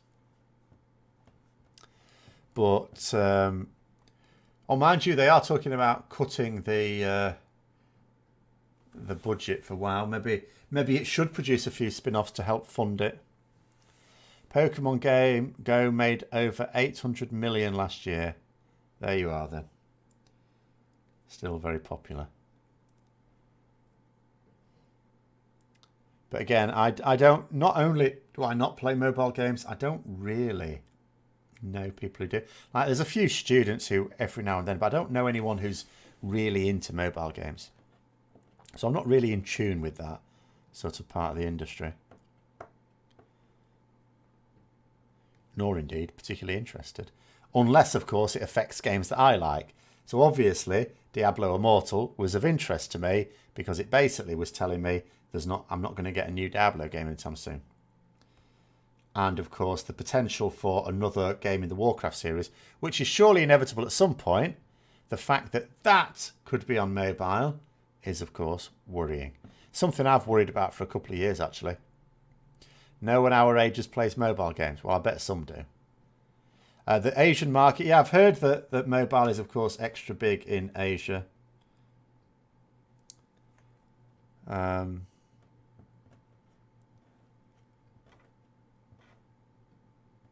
So, yeah. Strange, really, because it's actually not always an easy market to crack because there's a lot of protectionism in China in particular. You know, favouring their own companies, generally speaking.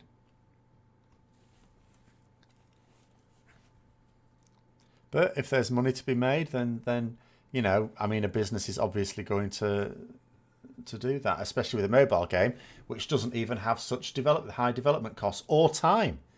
You know, if you think about it, an MMO, if someone was to announce a new MMO, like a AAA MMO, you know it's not going to be out for 4 or 5 years. Mobile game, someone announces they're making a mobile game, it's going to be out next year, isn't it? You've been playing there's a Futurama mobile game, oh god. In your opinion, that's the main reason why Activision is pushing the mobile market? I have no doubt at all. It's you know, it's low risk because you can make 10 games, you know, relatively cheaply. And the ones that stand, and the ones that don't, you just drop them, I guess. Or even if it does badly, it still may easily recoup its costs and still be worth keeping on your books.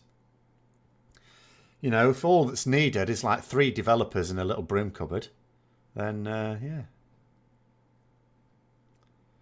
Oh, you never spent anything on it?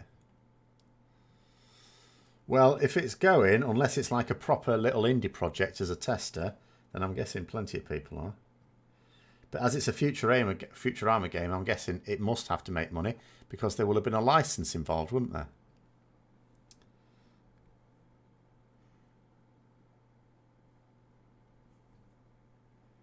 Your significant other. I had to work out what SO stood for there. Parents are really competitive in Candy Crush. Yeah, you see, that's one that does Activision no harm at all. That swells their coffers when Call of Duty's failing. Right now would be a great time for EverQuest Remastered to come out. Isn't EverQuest on the mobile as well now? About the age, what's wrong with my age? I think you'll find it's a perfect age. Actually, that was Socrates' trick, wasn't it? Yeah, I don't know why people revere Socrates. He was far from the intellectual people give him credit for. Do you know what he said? I can't remember what he said. Basically, he made up shit basically and just made it sound plausible. And he described the intellectual peak of a person as being a particular age. He just named the age he was. It was like 50 or something like that. EverQuest is not on mobile. I thought it was. All right. RuneScape is, though, isn't it?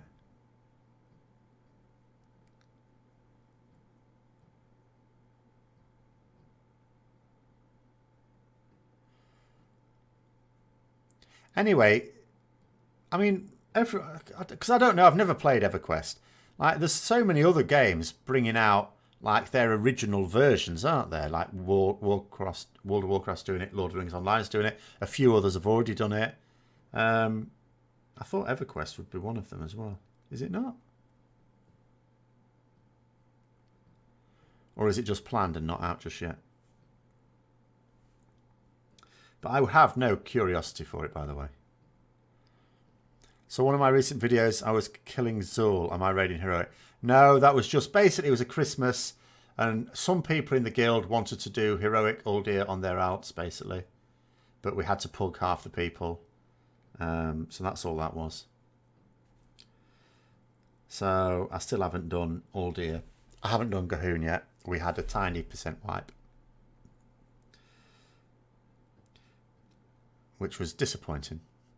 Basically, every time we wiped, some people left, which meant that we never really improved from turn to turn because it was always different people coming in for it.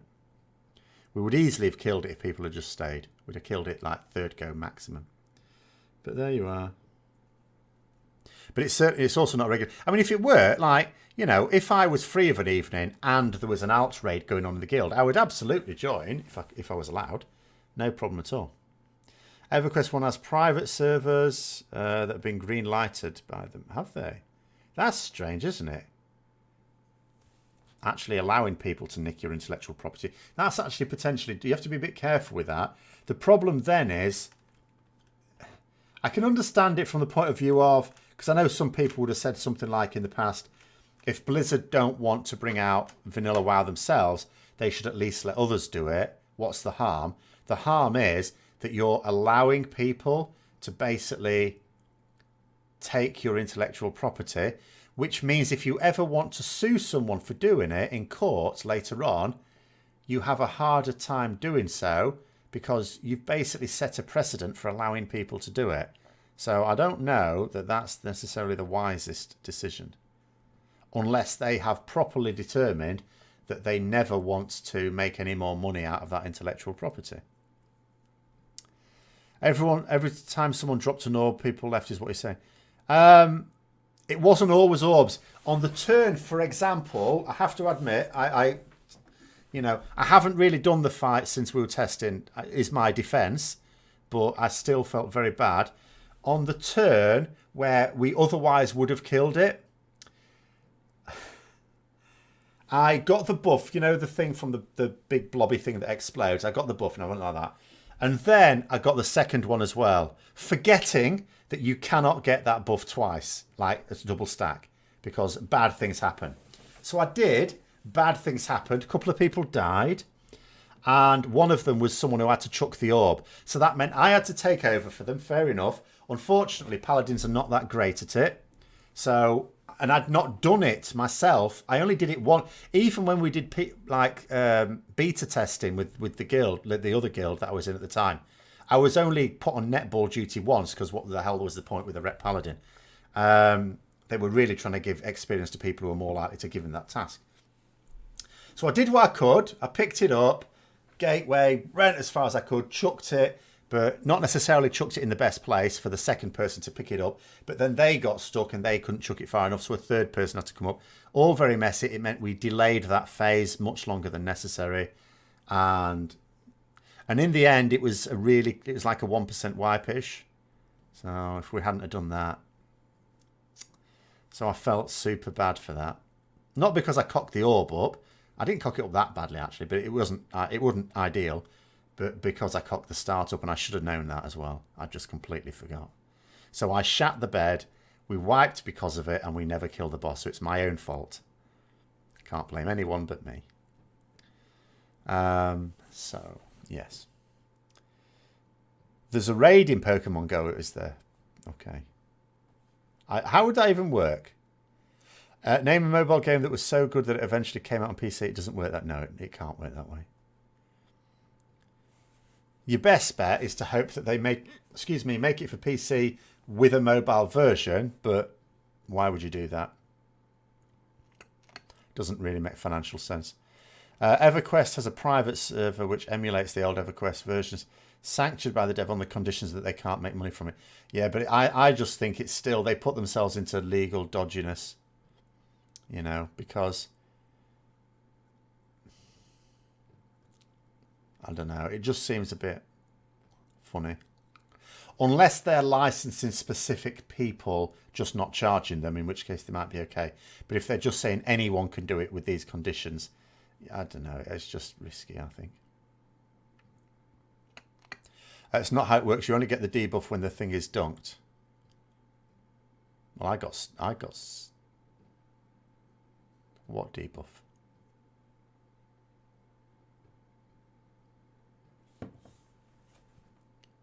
Oh, you mean the one that stops you doing it again? Well, yeah, but that didn't free me up from not being able to move any further forward. EverQuest had successor Landfall, but never came to fruition. Oh. I mean, maybe World of Warcraft has had a successor planned. Maybe there is one planned already. Maybe they're doing some work on it. Who knows? Oh, you can throw it back and forth between one another. I got stuck, though. I couldn't move. I also died. That didn't help either.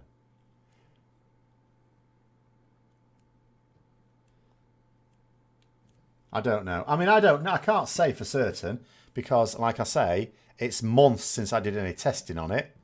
And even when I was testing, although I made sure I knew what I was doing for the purpose of the test, I didn't want to let everyone down for that, I also knew that I was not going to be doing this raid when it went live.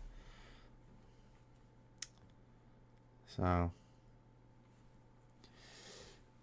But yeah, I mean, I often wonder what the next Warcraft game will be like, what the focus will be for the storyline. Because I can't help feeling that it will involve Azeroth waking up. I wouldn't be surprised if the next expansion is Azeroth waking up. Like emerging. Because they've been building that up for a bit. I wouldn't rule out Azeroth waking up as the pre-expansion event even. And the next expansion is... Because, you know, we don't necessarily have to believe, as I might have done at one point, that when a Titan wakes up that it destroys the world. I don't know that we can say that that's the case. So it might be that the world is still livable, just doesn't have a Titan in it anymore. But I don't know. There's all sorts of interesting things they can do. You'd hate to see Warcraft 4 be anything other than RTS. I really do not believe that Warcraft 4 would be an RTS, and I'll tell you why. One, it's going back a step, and two, they've just remastered Warcraft 3. Why would you remaster an RTS that came out, well, we can now say decades ago. It's probably 20 years ago now, isn't it? Hold on, let me think. Where are we? Yeah, probably about 20 years ago. Why would you do that if you were even thinking about bringing another RTS out? Unless, of course, I suppose it's some cunning double bluff where you do the remaster to get lots of people interested in it again and then go, aha, are you enjoying it? Great, we've got a Warcraft 4 RTS coming out. Except it'd be Warcraft 5, really. Because World of Warcraft's Warcraft 4. Maybe even Warcraft 6. Maybe Hearthstone is Warcraft 5. I don't know. I haven't really thought about it. It's a better not be Diablo style. Do you know what I would like? I've said this before. What I would like for the next in the Warcraft series is a single player RPG based on Warcraft. That's what I would like. You know, like, I'll just throw out Witcher 3, even though I've not played it, but that sort of thing for Warcraft. I would like that. Why remaster an old game if you even think of bringing another RTS out? That's the rage these days. Look at Hollywood reboots. Yeah, but Hollywood's just full of hack writers. But I mean, who knows? But I just don't see why. I don't see it. I think it would be a different type of game. I just hope it wouldn't be a MOBA. Oh yeah, you don't like isometric games. I mean, I got used to them. I don't know. Well, that's it, Max. Yeah, I mean, you do get to test interest. That's what I said. I mean, in theory, yes, it could be a cunning plan just to get people into those sort of games again, get people into it, and then go, right, we're bringing out a new one. It's possible, I suppose. Blizzard writers aspire to hack status. Well, the story writers, yes, I think at the moment, yeah. But the games writers, I think, have still got more in them. Remaster to gauge interest and build up hype. Yeah, it is possible. It's not. I can't rule it out. I'm just not sure that I'm not sure I buy it. Like Star Wars: The Old Republic. What about Star Wars: The Old Republic? What? Hang on. What? Have I missed something? Christy Golden inserted her own character into one of the novels.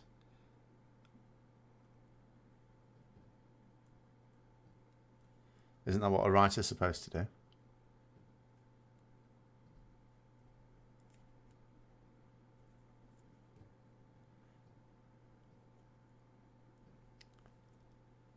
Wow, like that for story. No, I'm not keen. Right, the thing is with the Star Wars: The Republic, when I first played it in the beta, I didn't actually, even though I'd advanced ordered it, that's how I got into the beta.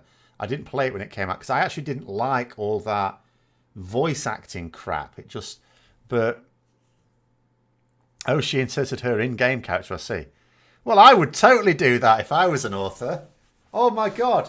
I would, if I was to write a World of Warcraft novel, I'd totally put Thete in. He would absolutely be in. And do you know what? If there were a gnome in my story where you weren't quite sure if it died or not at the end, it would have died. It would have died. And Thete would have had a hand in it. I'd completely do that. Absolutely. It's no different to Peter Jackson giving himself little cameos, is it? Or Stan Lee in the Marvel movies before he passed away. You know, of course you would do it, wouldn't you?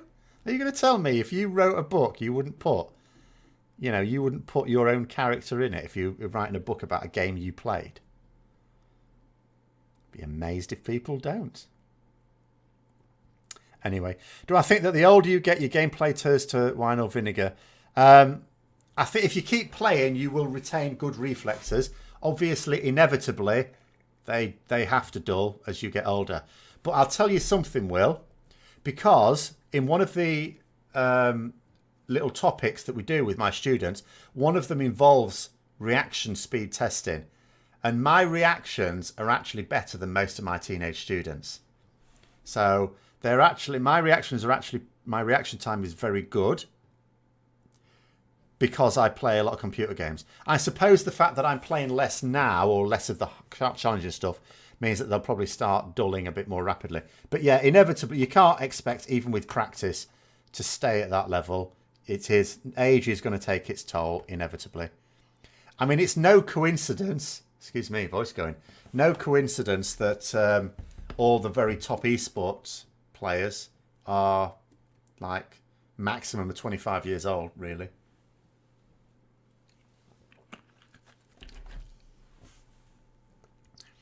It's way different to Stan. I really don't see how it's different to Stan. It's the same thing. You're putting yourself in your work. Except in her case, it wasn't herself. It was her character. But no, I would do it in a heartbeat. You know, someone would have to compel me not to do it. They'd have to threaten to sue me to stop me doing it, in fact.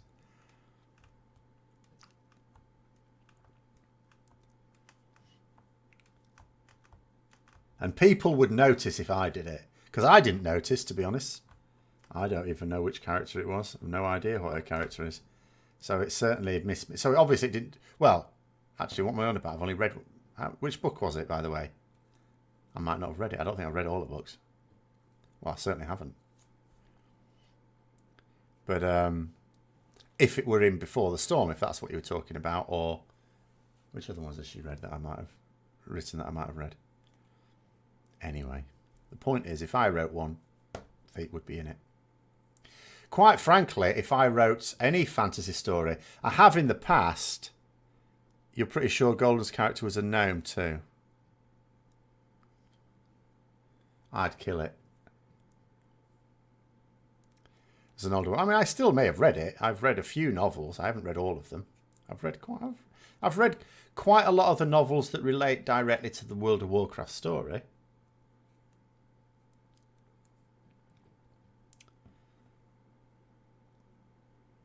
But anyway, where was I? Yeah, because I keep every now and then thinking, oh, maybe I should write a book. I don't know what, and I keep thinking of things and writing them down. Maybe one day. But I'd completely put my character in. Absolutely. Just in the background, maybe. With name and everything, not hiding it at all.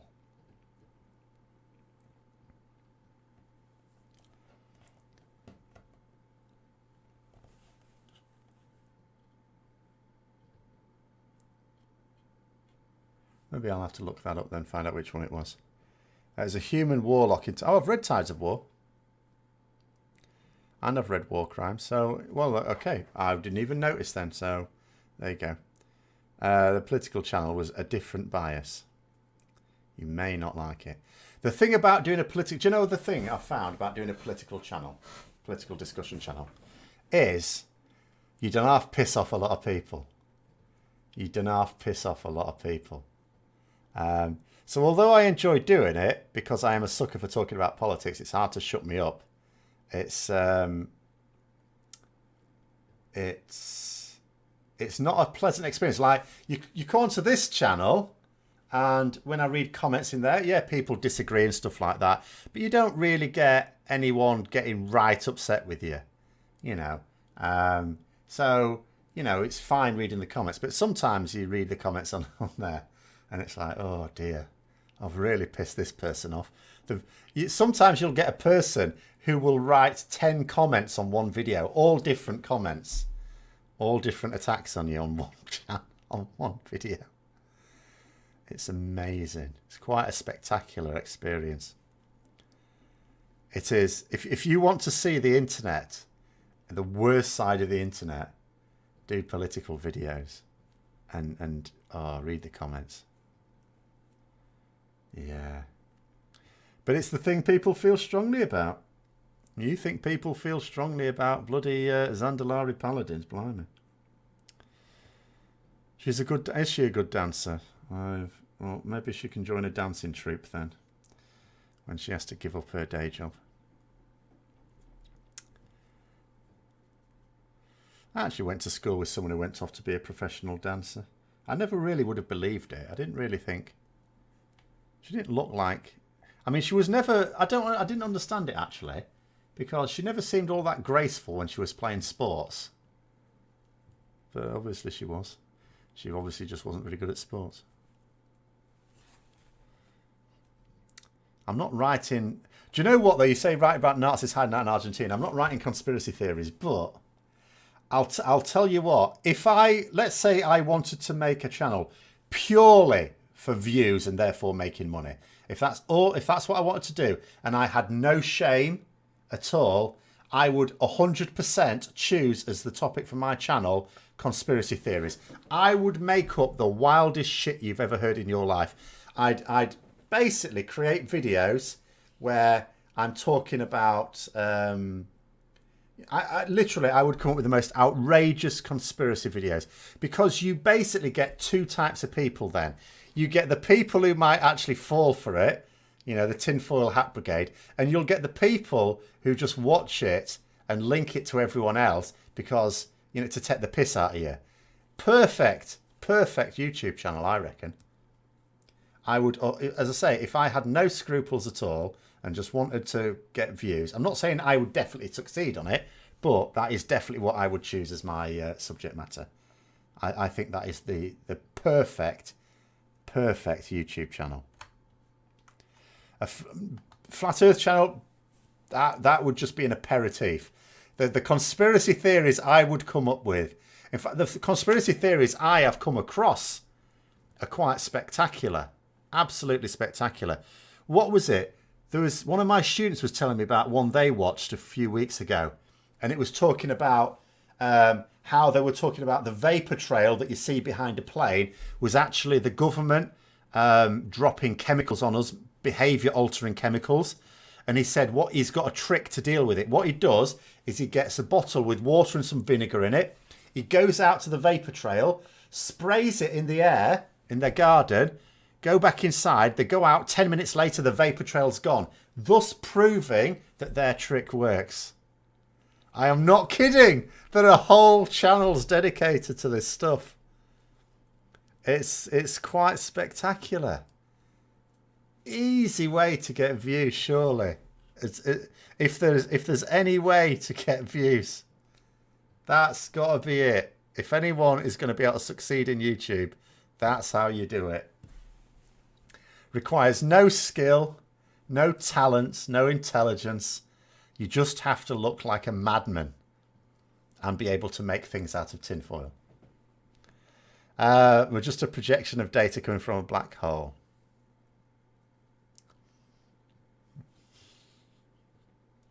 But anyway, we've run out of time. We didn't even manage to finish off with a Warcraft related thing, but we will finish it there. Hopefully maybe we'll be able to go the full 2 hours talking about Warcraft next week. But thanks very much for coming on, of course. A delight as always. And until next time, I'll see you later.